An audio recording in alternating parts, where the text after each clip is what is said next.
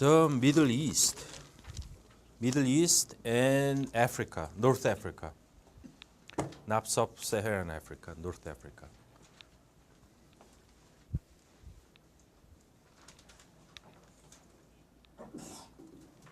So, MENA.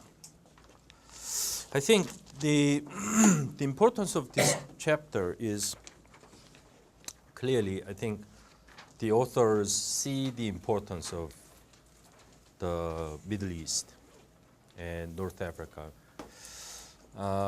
Middle East and North Africa, you might want to think about this region, why we have to study this region, and particularly,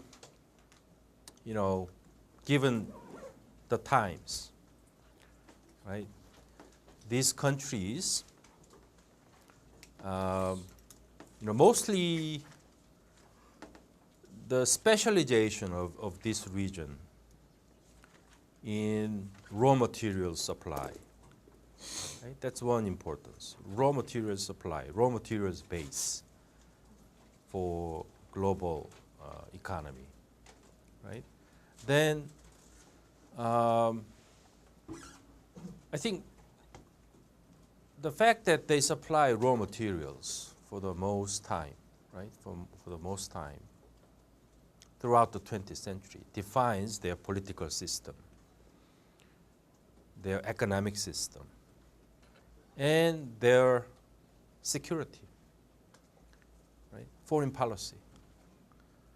Then I think we have to go back to our discussion about Russia, right?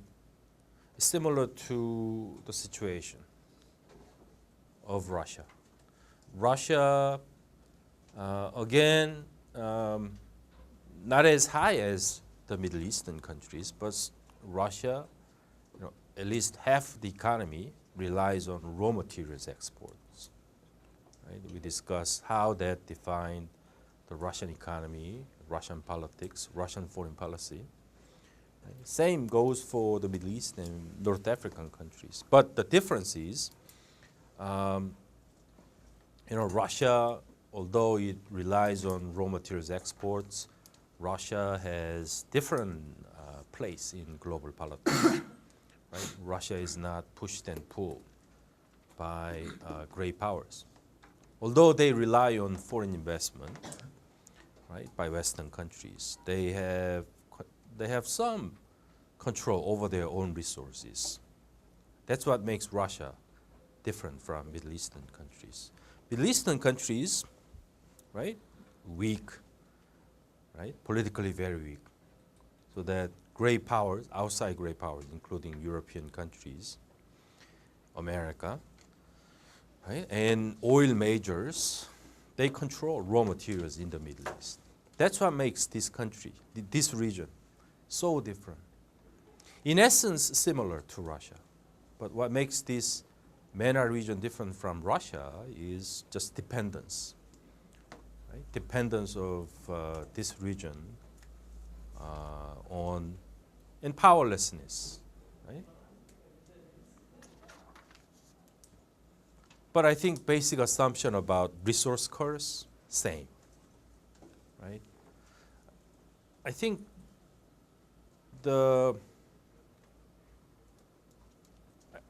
this author, the textbook author, they realize the importance of the Middle East, but they don't put it in the current context. In other words, I think there is additional point we have to remember. This region, I think, is at a critical juncture today. Right? Is at a critical juncture. If you look at the Arab Spring, right? Democratization is sweeping this region. Right? After a long, after long absence, democratization is coming to this region. Maybe economic freedom comes with it. Right? But these initial political economic changes come at a very ironical point when the global energy politics is moving away from, global energy politics is going through some revolution, right? Which is shale revolution, new energy technology. Due to new energy technology, the most important change due to shale revolution is Western countries might no longer have to rely on former raw materials base, such as the Middle East or even Russia, right? Because the new energy players are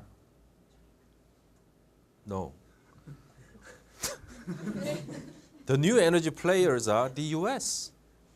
Most important new player is the U.S. and Canada, right? Because that's the beginning of energy technology revolution, shale revolution. Shale revolution began in North America and is about to be exported to other countries. So Western advanced countries are becoming the center of energy production, right? That's the most important change. Then the question is, then if these advanced Western countries can produce themselves, then what will happen to these former supply base, like the Middle East? Implication for the Middle East and North Africa, right? And even Russia. That's, I think, the most important additional, maybe the current perspective, which is lacking in this chapter, right? And this chapter asks several, I think, old questions, several traditional questions. Why do Middle Eastern, North African countries fall behind other developing countries, right? Then they provide some reasons, right? Is there any hope for MENA countries in terms of catching up, right? The reasons are found in Islam, religion, or external powers, exploitation of external powers, right? That made these countries, fall behind. Or leaders, regional leaders, they were bad leaders.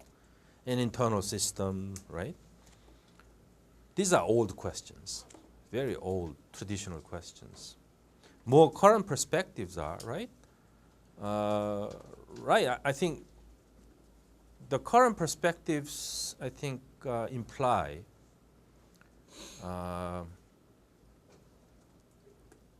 the future for Middle East and North Africa countries will be much more difficult in terms of development, economic development and political development. And same goes for Russia. So that's additional, I think, point, and that's what makes, I think, this region interesting and important from current perspectives.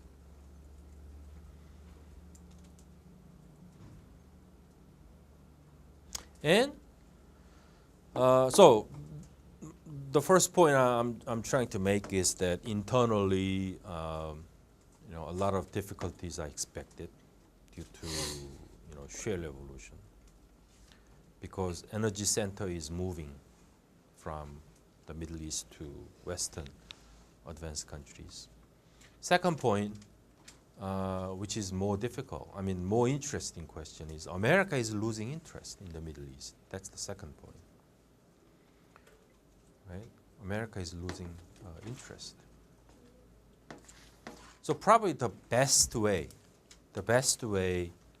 of beginning this chapter will be to go back to 1946 agreement between the U.S. and Saudi Arabia. President Roosevelt and the then Saudi king long name. I don't remember the Saudi king at that time. There was a historic agreement, 1946, between the U.S. president and the Saudi king aboard the U.S. aircraft carrier. Right? U.S. aircraft carrier moved into the Gulf area in 1946. Then they summoned the Saudi king. Aboard the ship, they signed the historic document, right, where America provides security to Saudi Arabia, right, military aid to protect Saudi Arabia from neighboring hostile countries. Instead, Saudi provides, oil, right, without interruptions, without disruptions, for reasonable price. That's the historic agreement. And I think, like I said, we have to begin with this historic, I think, moment. Then, whether or not this agreement is being canceled, right, because of changing situations. This agreement that sort of set the tone for the entire Cold War period is coming to an end. Right? Then what comes after the US-Saudi agreement, right? Because America is losing interest, because America is becoming energy independent, right? There are different arguments. Even if America becomes energy independent, let's say America is abundant in natural gas resources and even oil, right, from shale rocks, right, from within. Then America no longer imports both oil and gas from the Middle Eastern area. Then is the Middle East going to be still important for the United States? In what sense? Americans must define it, redefine it. What are the American interests in the Middle East, right? Should America continue to be engaged in the Middle East, in Middle Eastern affairs? What makes America engaged in Middle Eastern affairs after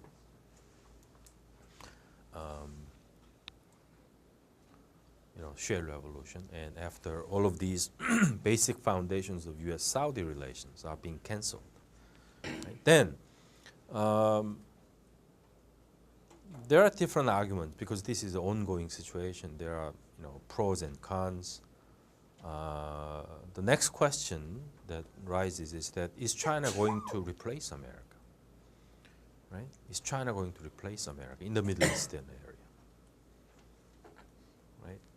So we are debating these questions. There are some signs of shifting foreign relations surrounding the Middle Eastern area. Like, let's say, for instance, if you have to follow like oil exports from the Middle Eastern area. Like I said, America is reducing imports from the Middle Eastern area, both oil and gas, right? Then instead, Middle Eastern countries, including Saudi Arabia, due to reduction from America, they are developing new relations with which region? If you are Saudi officials, then where would you look, if not America? East Asia, including China, right? China being the biggest consumer. So Saudi Arabia, in particular, they are looking east, right? Russia, same, right? Russia, same. Russia is losing influence in Europe, then Russia looking east. Russia is developing new relations with Asian countries, China, Japan, Korea. This morning, there was a big news in the media. right? Putin is in visit to China, Beijing, from 2 days ago, right? And Russia-China gas negotiations have been stalled for many years, for 2 decades, due to pricing gap. Given the changing situation, China, Russia, they have come to some agreement over natural gas prices. Then today, there was a report coming out of Beijing that Russia, China, they have come to a $400 billion natural gas supply agreement. So Russia is going to supply for 30 years in the amount of $400 billion, such and such amount of natural gas to China, which is a big news. Then clearly, I mean, targeting America, right? Targeting American encirclement of China. So China, Russia, they are hitting off each other again, right? Despite potential conflicts, they are, right? Again, becoming allies, clearly against the United States. I think that if China buys Russian natural gas, that'll, I think, make a huge dent in U.S. strategy, energy strategy. And U.S. strategy over the last several years is to move away from the Middle East and Central Asia to Asia Pacific. That's the U.S. strategy, right? Clearly to contain China, right? And America has found a huge reserve of natural gas, right? So America no longer has to, worry about, conflicts in the Middle East. So they can solely focus on the Asian region, which is the playground of China. So America is moving to the Asia Pacific region and cutting consumers to Russia, energy consumers to Russia, right? So Russia is expected to lose a lot of money because of this. But then Russia has found new consumer, big consumer, which is China. So that will, I think, sustain Russian exports pretty much. But we have to see, this is always still on the paper, right?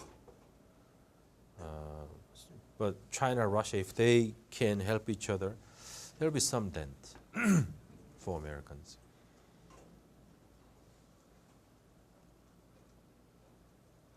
And the Asia Pacific, yes, Asia Pacific is becoming the center of, strategic conflict among great powers.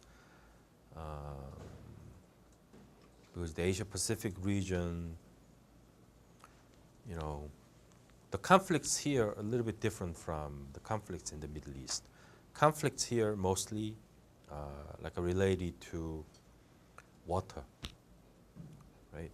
The Asia Pacific region is surrounded by a lot of islands, waters, territorial conflicts, right? And most of these waters are waters of China, right? The seas of Southeast Asia, mostly Chinese seas. But these seas are owned by several countries at the same time: Japan, right? Vietnam, Philippines, right? So a lot of conflicts, and most of these seas have energy sources. So this is kind of a recent conflicts. So the Middle East is being, I think, forgotten because of these new trends. The Middle East region is being forgotten by not only the U.S., but by right, by great powers, which is quite unfortunate for the Middle Eastern countries.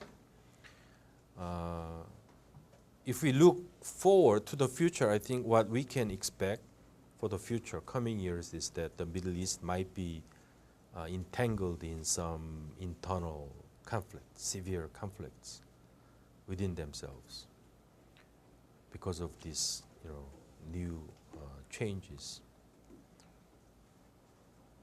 But from global perspective, we should not leave these Middle Eastern countries alone, right? Because the Middle East still affects many different regions. So we have to make sure that these Middle Eastern countries can make a smooth transition from a raw material-based economy to, right, normal economies. That's the ultimate goal. Because the Middle Eastern countries, they cannot permanently produce energy.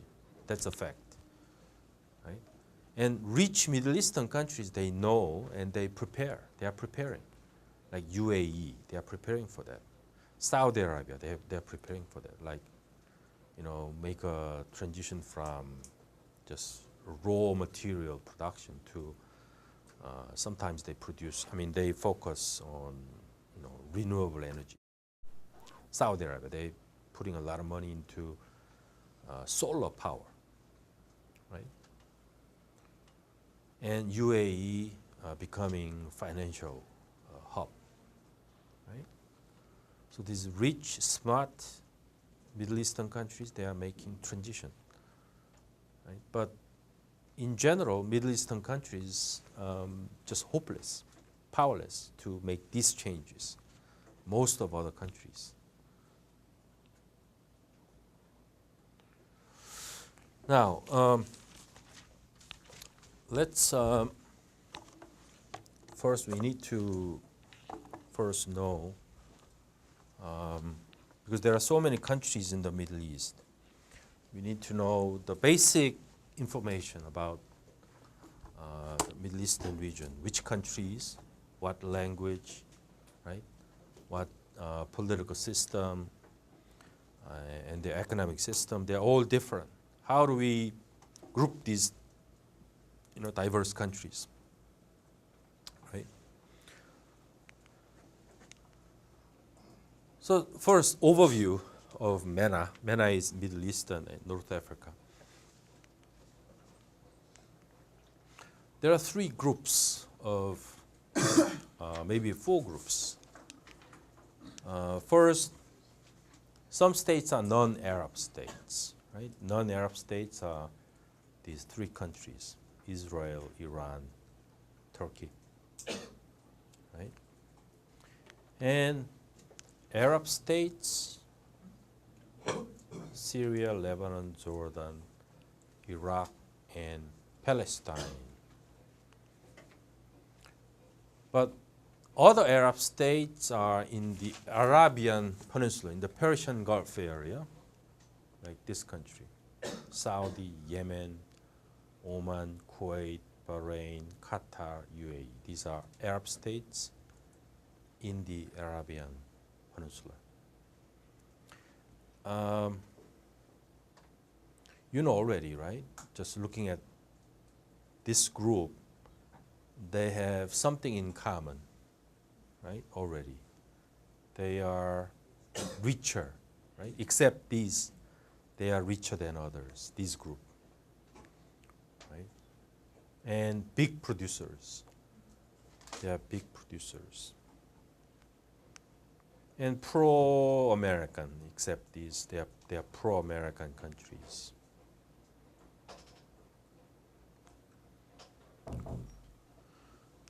Then Arab states in North Africa: Egypt, Libya, Tunisia, Algeria, Morocco. These are the subjects for this chapter. All these countries, right? Very diverse. Some are Arabic, some are not. Most of them are religious-wise Islam, Muslims. Most of them. Population, if you put together all these countries, do you know how many people? 400 million. 400 million people living here. Most of them Muslims. So, in terms of global politics, they are sizable group, right? Mostly still poor, right? In general, still poor. They played as, right? Their role was to provide raw materials. But unfortunately, despite raw material exports for long years, these, raw material exports didn't translate into economic growth. That's that side, right? Then the question, then what happened to all these economic, raw material exports, earnings, right? That's the question, right? So this is just overview. The language. Arabic, mostly used, although there are different, right, languages spoken. But Arabic is most widely used. So 400 million people in both regions. There are some Christians, about 15 million Christians living in Egypt, Lebanon. Israel, there are Jews, 5.5 million. But majority Muslims. Sunni faction, right? Muslim, two factions, Sunni, Shia, but majority of them Sunni. Shia mostly in Iraq, right? And Iran. Shia faction mostly Iran, Iraq. More fundamental than Sunni.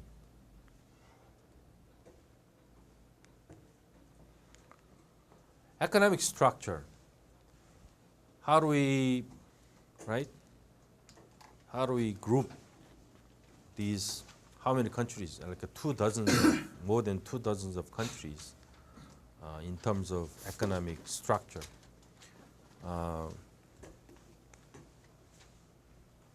Group 1. Group 1 is wealthy big oil exporters. Those are Gulf, GCC countries like Arab states in the Arabian Peninsula, right? Saudi, Qatar, Oman, these countries, GCC countries, and they include Libya here from North Africa. Relatively wealthy, big oil exporters, right? Pro-American countries. So what they have in common is small population, high income, right? Small population, high income. And right, they are members of OPEC, most of them members of OPEC. As an OPEC member, their energy policy, oil price policy, if they have small population and relatively wealthy, like Saudi, Qatar, Oman, UAE, what oil price policy they would like to have as an OPEC member?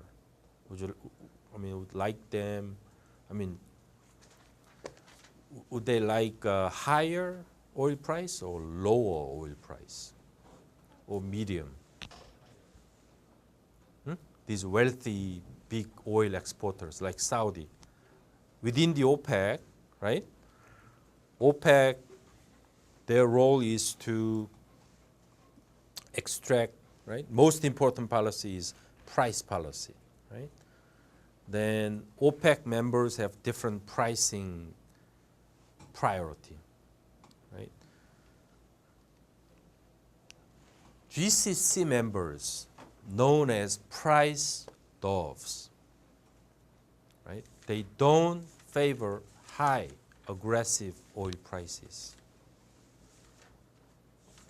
Okay? Price doves. They are not price hawks. They are not aggressive in terms of pricing policy. Saudi doesn't favor like $100 oil price. Saudi would rather have like a $50 or $60, right? Because they have some room, right? Population is small, and they can survive with that level of oil price. You know, this like a reasonable medium price level sustains the oil system much better than high oil price. Because high oil, if you go for high oil price, the global economy will collapse. It's not sustainable, right? So when they have some economic room, right, the best strategy is to go for medium price level, right, for longer period of time. So that's GCC price policy. Group 1. Group 2, big oil exporter, same big oil exporter, but poor, right, in terms of revenue. These countries, Iran, Iraq, Algeria. Again, you know, OPEC member, they have different pricing priority. They are price hawks. They have aggressive pricing policy, right? Their goal is to maximize revenues, high oil price. So OPEC, as an organization, must find some alternative between these two extreme groups. They have large population. They have large population, low income. And in terms of foreign investment, they are closed. They don't welcome foreign investment.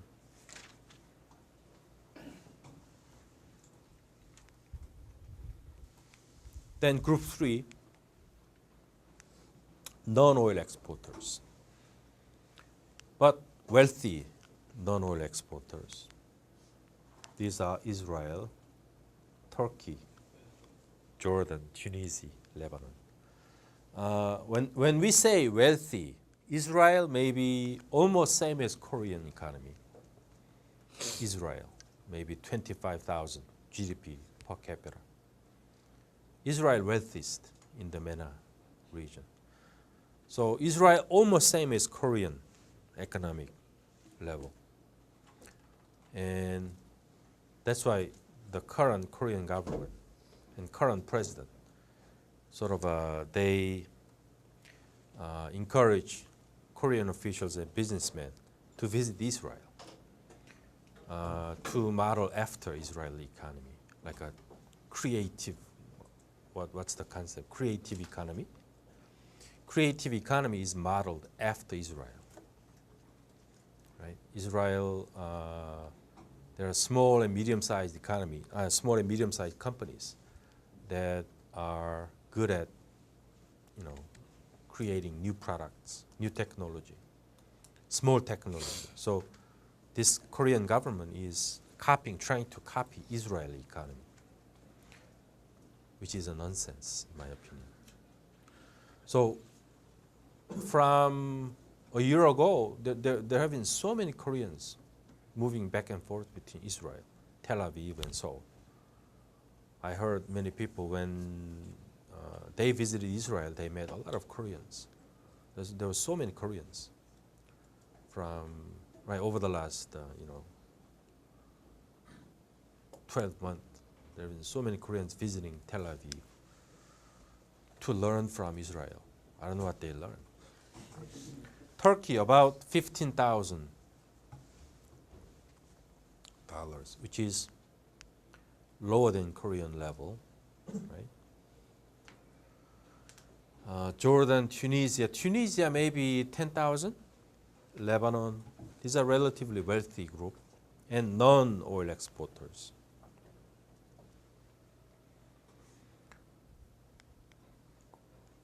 And their main industry, agriculture. And some are, like Israel, some are good at industrial exports. Like Tunisia, countries like Tunisia, they are tourist attraction, right? Lebanon. The last group is poor non-oil exporter. Poor non-oil exporter. Those are Egypt, Morocco, and Yemen is the poorest one. Yemen, the poorest country. And Morocco, like again, still poor, much poorer than this group. Like we are talking maybe about $5,000 level.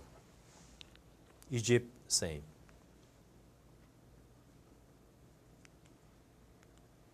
Okay, political structure. It'll be interesting to look at their political system.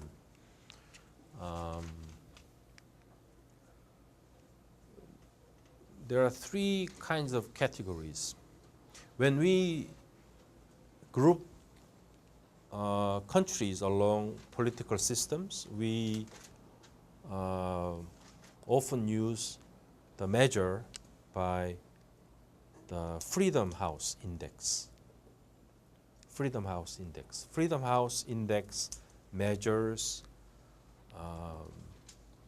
the democracy in different countries, right? Like they have a combined measure, including election, right?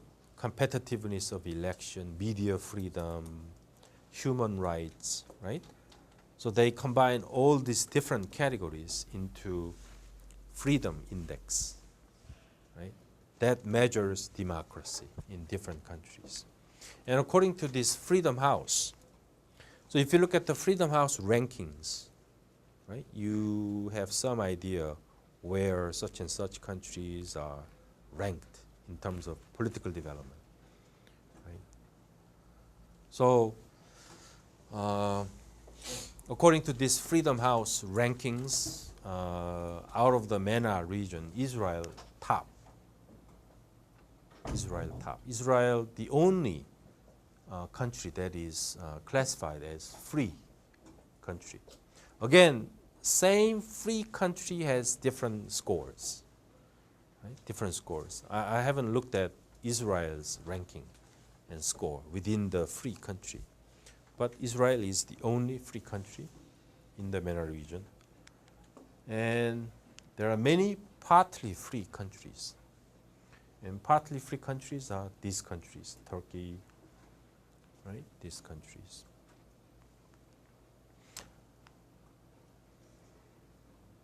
Bahrain is an interesting country. It's a very small country, but this is a country that is described in Thomas Friedman's book. New York Times columnist Thomas Friedman once referred to Bahrain as one of the most prospective country from this region. In terms of Bahrain has run out of oil production. Once Bahrain found out they no longer have oil reserves, all the good, desirable changes began to happen in Bahrain, according to Thomas Friedman, right? So, I mean, the point he was making is that, how oil production dependence is detrimental to, political and economic development. So Bahrain, it's worthwhile to study. And all the rest, not free countries.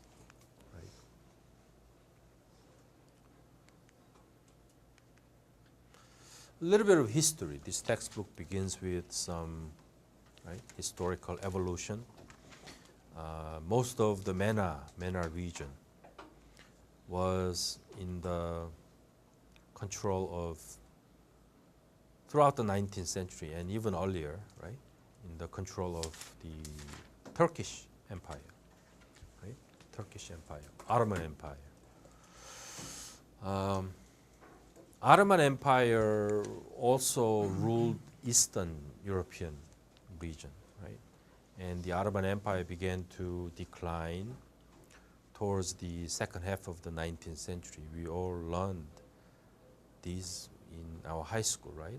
When the Ottoman Empire was in decline, then European powers challenged the Ottoman Empire. Then the European, powers began to colonize the former, territories of the Ottoman Empire, right? From North African region, the Middle Eastern region, from Eastern European region. So Ottoman Empire was straddled in at least 3 different continents: North Africa, Middle East, Eastern Europe, right? So there was a decline of the Ottoman Empire. Then the European powers began to colonize former Ottoman ruled countries, including Algeria, 1882, by France, and Tunisia later by France, right? Then Egypt by UK. I'm just summarizing what is in the textbook. The early 20th century, right? Then Turkish Empire even more disintegrated. Then European powers colonized the region. In history, I think this is the time when the Middle Eastern region first opened to oil exploration. First, I think Persia, Iran was opened. There was a big discovery of oil field in the Persian Empire. Today's Iran. Then Saudi was relatively discovered later by America, because America was still keeping some distance from European imperialism. European countries came into the Middle Eastern, North African region first, right? Then competed to right, occupy these different MENA countries. And Americans were still watching, right? Americans came to the Middle East with Saudi Arabia, with the founding of Saudi Arabia. America founded Saudi Arabia, right? And that's the background against which the famous movie, right? The Prince of, Lawrence of something like, there was a movie, right? And the movie was featuring that historical point when different tribes were in wars, right? Then American oil companies came in, discovered, right, oil reserves. Then American government was giving just support to these oil companies. So technically, American oil companies founded many, right, these Middle Eastern governments. And this textbook describes, the violence used by Europeans in this process, ferocious violence, right? Like, for instance, even Italians killing a lot of Libyans through the pacification process, 1911, 1933. Britons in the Palestinian region. And like I said, 7 sisters, the big 7 Western oil corporations, they control the oil industry in the Middle Eastern region. So I'm describing the period, right? Beginning early 20th century up until 1945. Right? So domination of seven sisters, Western majors, over oil industry.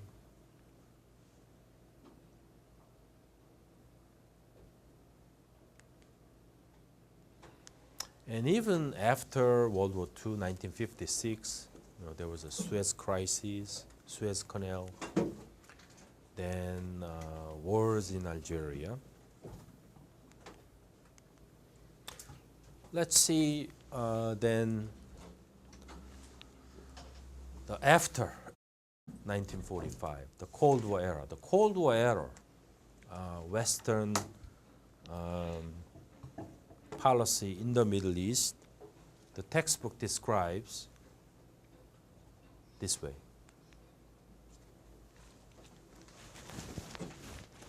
Right? The regimes and governments in most of Middle Eastern and North African region, they are proxy regimes. Right? And these proxy regimes, proxy meaning they are not supported by citizens. Right?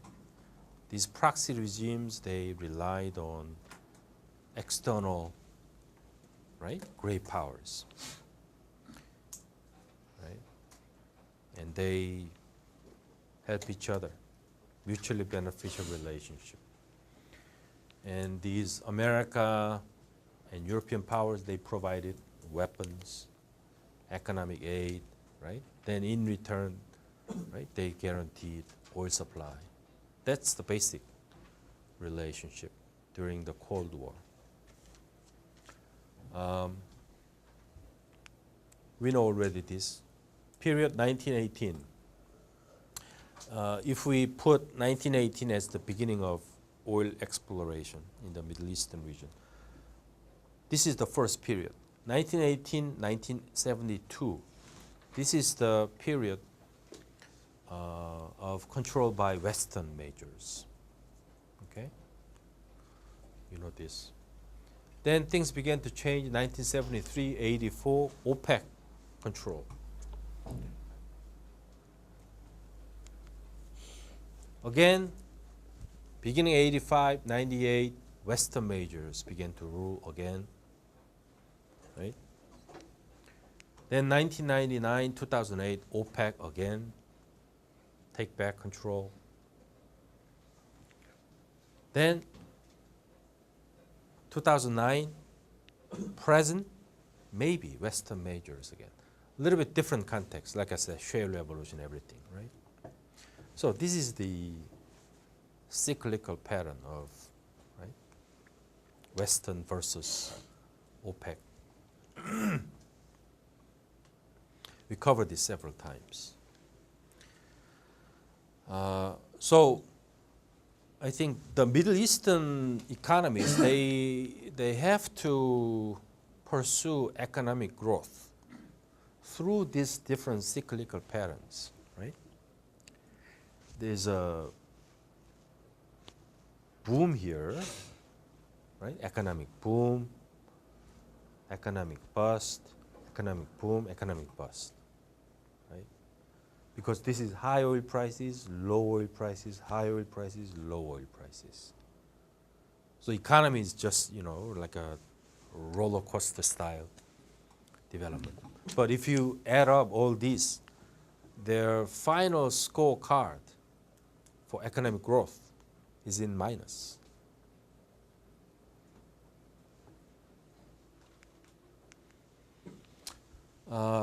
Textbook goes ahead to make the argument that what are the roots of conflict?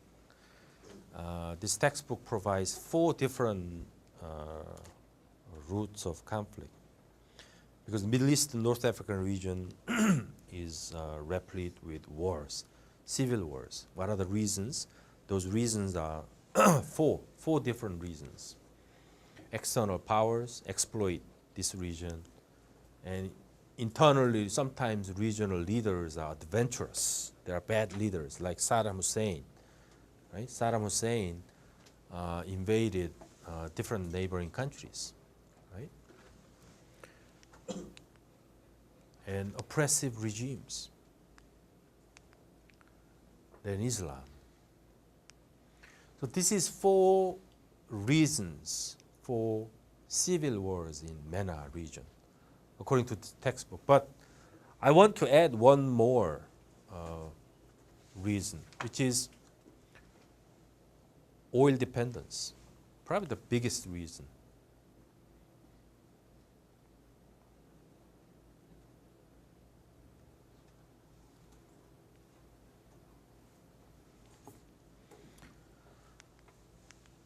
Then the second section covers roots of economic failures. According to the textbook, number 1 reason, resource curse. Right? Resource curse, resource dependence. We discussed this when we talk about Russia. Same framework applies to Middle East. Resource curse. You have to go back to Russian chapter and see what is contained in the resource curse theory. Right? Same thing. Dutch disease, right? Dutch disease means high inflation, currency appreciation, right? Those things. So number 1 reason, resource curse, is behind their economic failure. Second, same thing. And this textbook add one more aspect. Political development. The last section, pages 4, 5. Why these countries are democratically behind other countries, right? Read page 4, 6, 4, 7. Potential impediments to democracy, representative government. And they discuss rentier state, right? And also this is part of political resource curse. Again, go back to Russian chapter, political resource curse, right?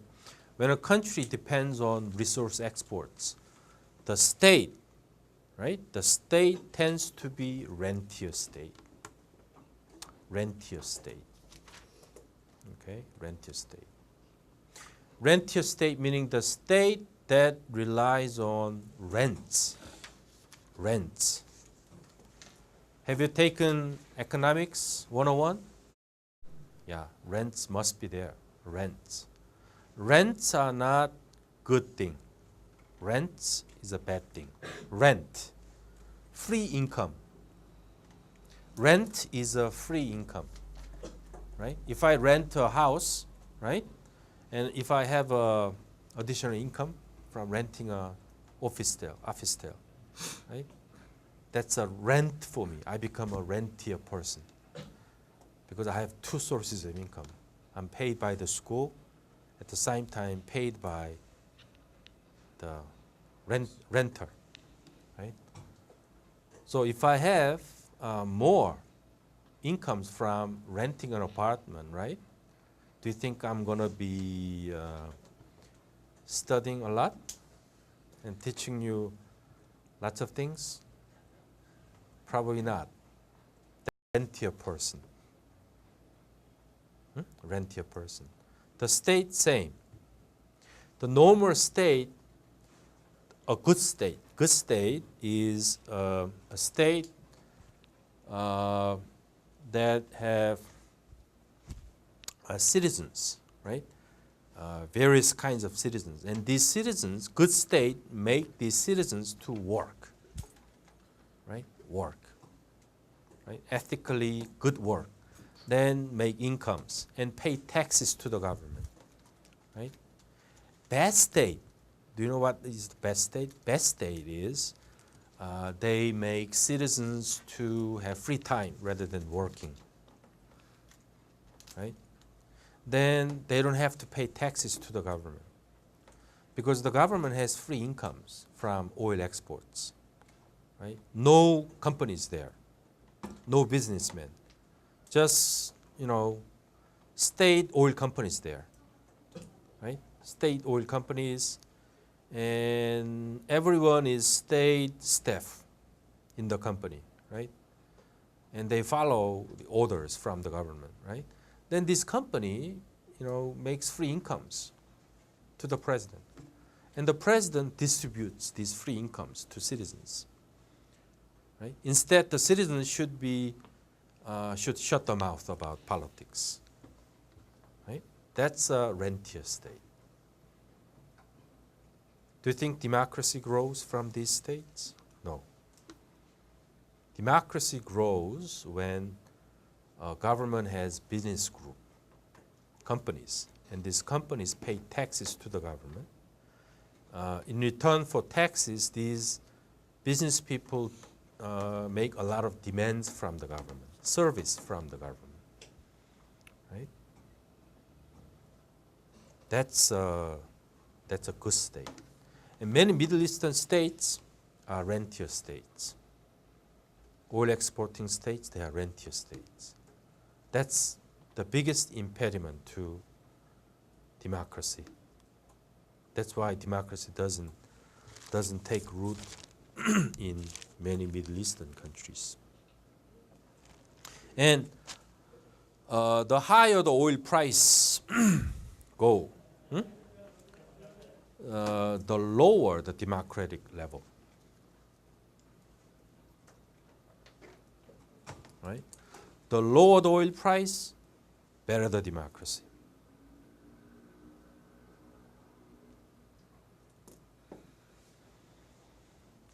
Okay, that's it for this chapter. See you on Tuesday. Tuesday, chapter 16. TNC.